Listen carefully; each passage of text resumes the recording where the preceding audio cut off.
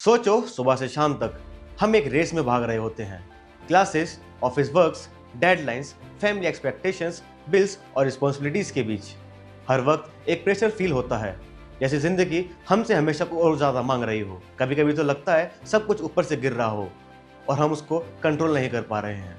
यही स्ट्रेस है, एक साइलेंट किलर जो हम सबके साथ है, लेकिन हम अक्सर उसे इग्नोर कर देते हैं। स्ट्रेस असल में एक नेचुरल बॉडी रिस्पॉन्स है। जब हम किसी चैलेंज, प्रेशर या डर का सामना करते हैं तो हमारा ब्रेन एक सिग्नल भेजता है और बॉडी में फाइट और फ्लाइट मोड एक्टिवेट हो जाता है।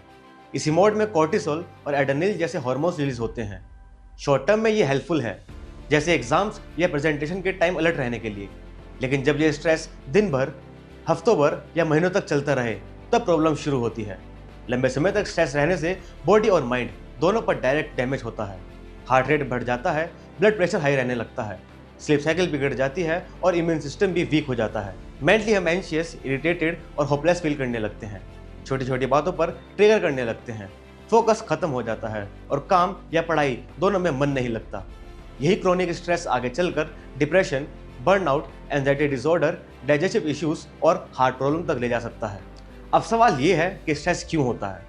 स्टूडेंट्स के लिए एग्जाम्स, मार्क्स और करियर का प्रेशर, प्रोफेशनल्स के लिए डेडलाइंस, जॉब इनसिक्योरिटी और ऑफिस पॉलिटिक्स, फ्रीलांसर के लिए इरेगुलर इनकम और क्लाइंट डिमांड्स, और होम मेकर के लिए डेली वर्कलोड और फैमिली एक्सपेक्टेशंस। हर एज ग्रुप का स्ट्रेस अलग है, लेकिन प्रॉब्लम सबके लिए सेम है। हम अपने माइंड को रेस्ट नहीं देते, हर वक्त फोन, वर्क और रिस्पॉन्सिबिलिटीज के बीच अटके रहते हैं।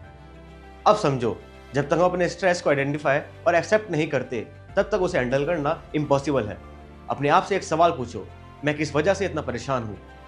कभी कभी सिर्फ ये रियलाइजेशन ही आपका पहला स्टेप होता है रिकवरी का। अब बात करते हैं सॉल्यूशन की। पहला और रियल स्टेप्स जो हर कोई अपनी लाइफ में ला सकता है। स्ट्रेस के वक्त सबसे पावरफुल वेपन है ब्रीदिंग। जब हम स्ट्रेस में होते हैं हमारी सांसें छोटी हो जाती हैं। डीप ब्रीदिंग जैसे 4-7-8 technique, 4 second inhale, 7 second hold और 8 सेकंड एक्सहेल आपके ब्रेन को काम सिग्नल भेजता है।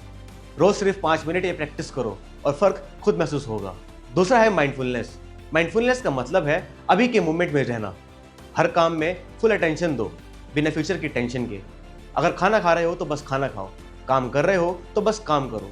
मल्टीटास्किंग से स्ट्रेस बढ़ता है, माइंडफुलनेस से कम होता है। स्ट्रेस कम करने के लिए बॉडी को एक्टिव रखना भी जरूरी है। एक्सरसाइज सिर्फ मसल के लिए नहीं बल्कि माइंड के लिए भी एक थेरेपी है। जब आप वॉक, योगा या स्ट्रेचिंग करते हो तो बॉडी एंडोर्फिन्स रिलीज करती है। ये एक हैप्पी हार्मोन्स होते हैं जो मूड इंस्टेंटली लिफ्ट कर देते हैं। अगर आप वर्क फ्रॉम होम करते हो तो हर 1 घंटे में 5 मिनट का मूवमेंट ब्रेक लो। डेस्क पर ही थोड़ा स्ट्रेच कर लो या कम से कम 30 मिनट डेली वॉक करना ट्राई करो। साथ ही जंक फूड और कैफीन कम करो। ये शॉर्ट टर्म रिलीफ तो देते हैं लेकिन लॉन्ग टर्म एंजाइटी बढ़ाते हैं। नींद मेंटल हेल्थ का फाउंडेशन है। 6 से 8 घंटे की साउंड स्लीप से ब्रेन डिटॉक्स होता है। अगर आप लेट नाइट फोन स्क्रॉल करते हो तो ब्लू लाइट आपके ब्रेन को रेस्ट नहीं लेने देती। एक फिक्स शेड्यूल रखो, सेम टाइम पर सो जाओ और उठ जाओ। रात में 1 घंटे पहले फोन दूर रखो। मेडिटेशन या लाइट म्यूजिक सुनो। ये सिंपल हैबिट स्ट्रेस लेवल को ड्रास्टिकली रिड्यूस करती है। सोशल मीडिया पर सब लोग परफेक्ट दिखाते हैं, वैकेशंस, सक्सेस, हैप्पीनेस, लेकिन ये कंपैरिजन ट्रैप आपका कॉन्फिडेंस तोड़ देता है। हर दिन 1 घंटा नो फोन टाइम रखो। नोटिफिकेशन बंद करो, अननेसेसरी ग्रुप्स म्यूट कर दो। कभी कभी डिजिटल साइलेंस ही बेस्ट थेरेपी होती है। स्ट्रेस को अंदर रखना और प्रिटेंड करना कि सब ठीक है और ज़्यादा डेंजरस हो सकता है।